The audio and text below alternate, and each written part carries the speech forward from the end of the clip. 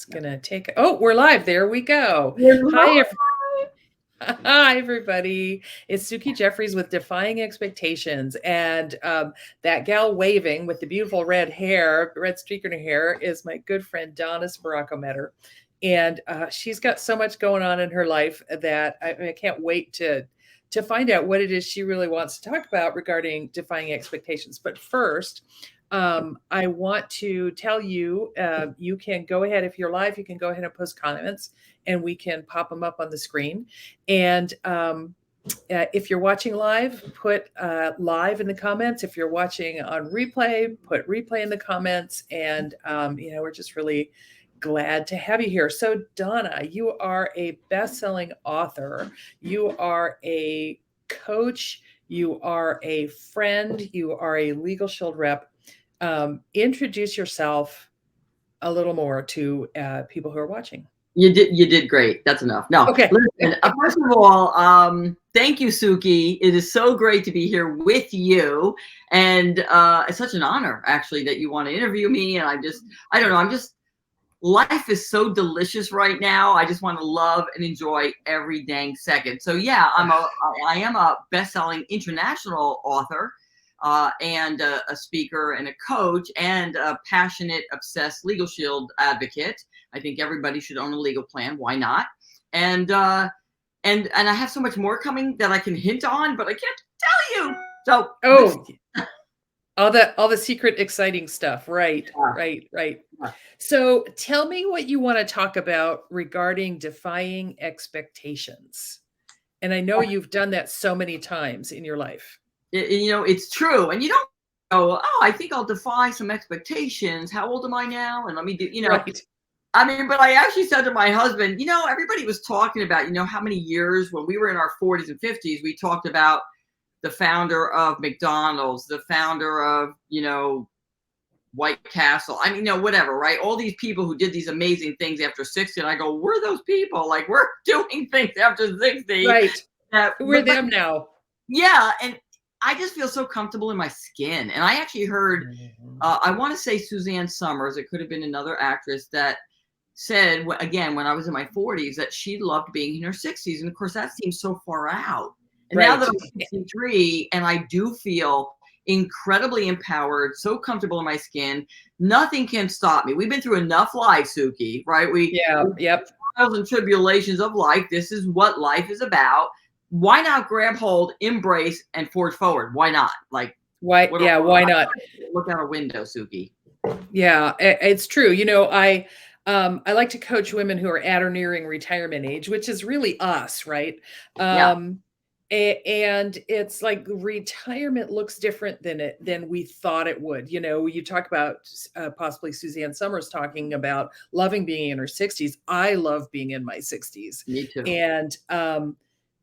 But back then it's like, oh, she must be just making this up. She must just be blowing smoke up our skirts, because who's going to love being in their 60s? But it's really awesome if you decide to make it awesome. Right. For sure. Yeah. Isn't that cool? So yeah, it is very cool. So, aside from your big secret thing that we won't talk about, what else, what's going on? What's going on with you? So the big secret thing, which I'll hint about, is, first of all, I am my superpower, which I know that you use that wonderful tool, influencer, is an engager.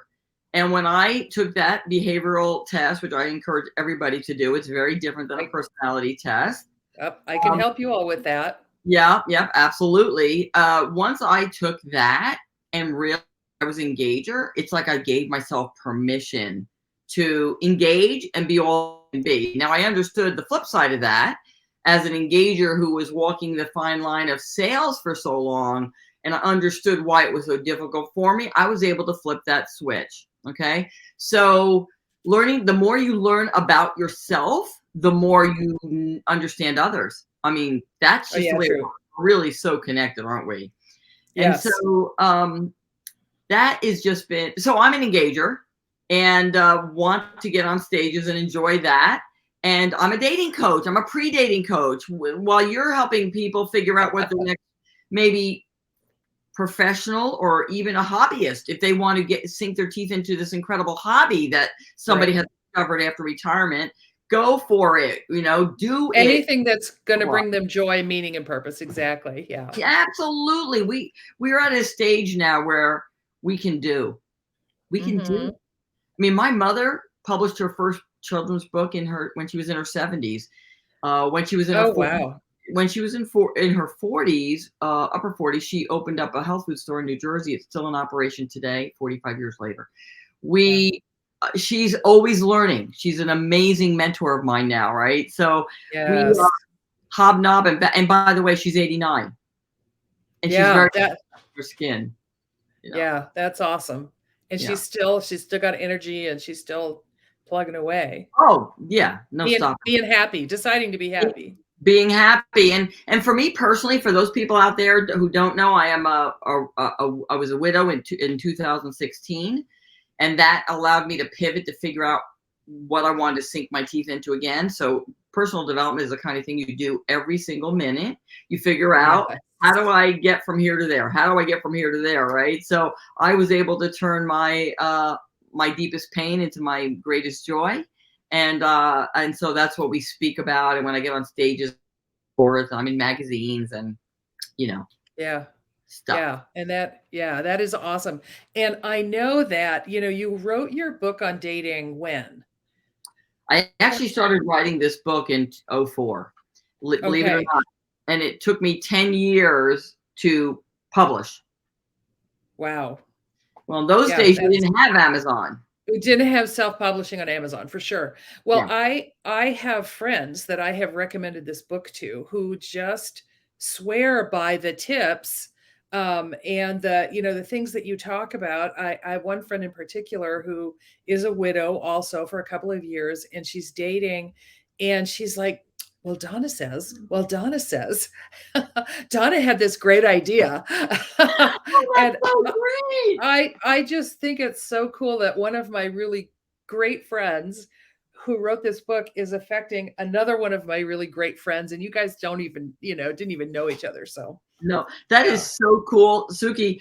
And what's so interesting is now this book became a love story. So it's still on Amazon. And I said to my now husband, hey, I have to revise that book. I have a lot more wealth of information. I need to revise it. And so I started to edit it, and I realized I was creating a whole nother book. So I just Yeah. said, you know what? We're going to leave this one as is. You see all these things.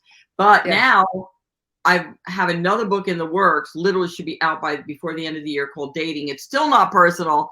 And then I have another one that's specifically from the grieving aspect and how you Mm, add intimacy back into your life after such a severe loss, right? So right.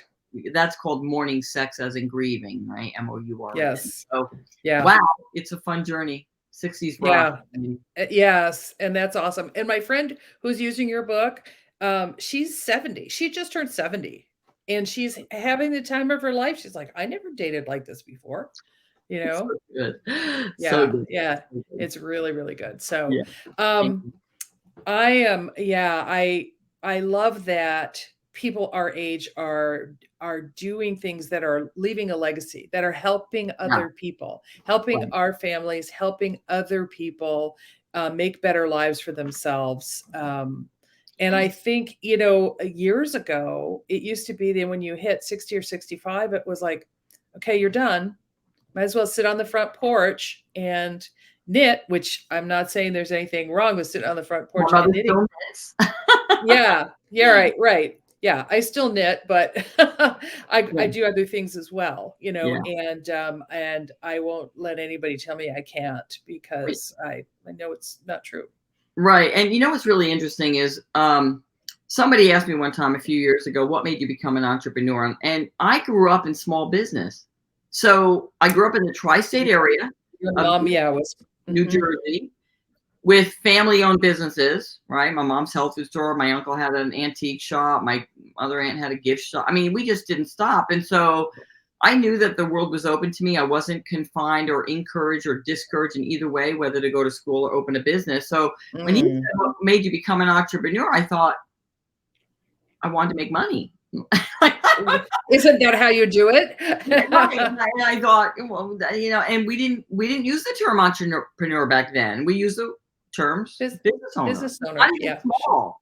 We said yeah. business owner. So things have evolved. It's very interesting, and the world is open to anybody who wants to take advantage of it. Mhm. It's very true. A lot of tools, there's a lot of information being shared. There are a lot of networking opportunities where you can learn from your fellow business owners, entrepreneurs. You and I are both involved in a couple of very relationship oriented networking groups. So it's not just show up and sell and what's your ask and who's the best lead for you. Yeah, It's let's get to know each other so we can see how we can collaborate. Like whether you can, create like a joint venture, or you can just give each other business, or oh, I know somebody who needs your book, right. that kind of thing. Yeah, no, Yeah. 100%. I think collaboration far outweighs competitiveness. I believe we can all work together. Of course, Karen Joseph is the founder of Seven, and Robert W. Jones is the founder of Entrepreneur. Both of those are, hey, look, everybody deserves to make money. And it comes down to you do want to work with, engage with, and support the businesses that you trust and enjoy. So why wouldn't you want to have a relationship? Of course, that's coming from somebody who is 92% relationship driven, but that's Right. superpower.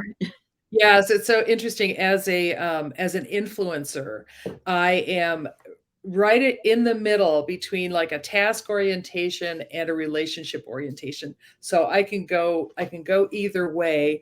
Although when I'm stressed, I'm definitely on the tasky side. Like I will step on you to get my tasks done. That is so fun. Oh my gosh. Cookie, you're an amazing woman. I'm so grateful that you sought out and reached out for the people that could assist you to get where you want to go, and your love and empowerment that you're going to bring to these women who are in the same space going, I'm retired now. Now What's what? next? What Yeah. now? You're going to help them. You're going to lend them a hand and bring them forward, and we're going to be able to make a difference in the world, which is what we want to continue doing. Exactly, exactly. Thanks, Donna. That's so sweet. One of the things I was really surprised at when I got into this was the amount of resistance that I got from my own self. Like, oh, who's going to listen to me?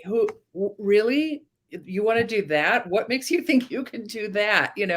And I've needed the help of my strong female friends to help me with business information and mindset. Oh my gosh, it's Yeah. it's what I've learned over the last 3 years about getting your mind in the right place. Yeah, and uh, let's not forget, you have an incredibly, as I do, supportive husband. oh yes, So, I do. and I Mhm. will tell you, my husband now, as opposed to my late husband, he has been incredibly supportive to the point where he lifts me up daily from the minute I met him but um, not with words that are just vague, but with very specific ways and reasons why he sees me as this powerful woman. And he helped me to step into this woman that he saw me as, because Yes, we tend to bring it down a little bit, don't just we? what I do, right? It's not special, it's not important. And we do very special, important things, and thank goodness. So that's why, from a dating relationship aspect, I'm always Mm, my thing is, look, I can show you within 4 days how to tell whether you're on the same page with your significant other, or the person you're dating at the moment, right? I don't care if you're gay or straight. Uh, right. and uh, how and Peter was always supportive, but in the way that said, okay, great, go do your thing. Jeff is like, Mhm, no, here's why you're supportive, and I see you in front of thousands. And our little right. secret, you're going to see how he's actually assisted me in helping that manifest. So it's pretty cool. Yeah, that is awesome. And we're the lucky ones. We are with supportive husbands. There are more than we think, but yeah, yeah, Yeah, I'm and I with you always on say that. to people, and you can end with this if you'd like, I always say, look, I am a strong, independent, powerful woman, but I am stronger with Jeff. Hmm. And he didn't make me happy, he added significantly. Yeah, He is that's how a- I feel about Mike. Yeah, So yeah, yeah, here's to the very men. good. Here's to the men. Yeah. Yeah, I'm Yeah. with you. Okay, well, I loved talking with you today. I like to keep these short so that people don't lose their, lose their interest in what we're talking Yeah. about. But thank you for being on Defying Expectations. Yes, back kisses back to you too. And folks, if you are listening right now, I'd love it if you would join my mailing list. It's at couragerises.site/convergence. I call my peeps, I call them the Courage Convergence. And I'd love to have you join the Convergence because I've got a book coming up in October. And I'd love to invite you to the launch events and all of that kind of stuff. My friend Donna will be there. Donna and I actually, we love each other so much. We have breakfast at least once a month together in Phoenix in person. So, yeah, Non-negotiable. yeah, non-negotiable. Yeah. Exactly, exactly. Thank you, Well, Susan.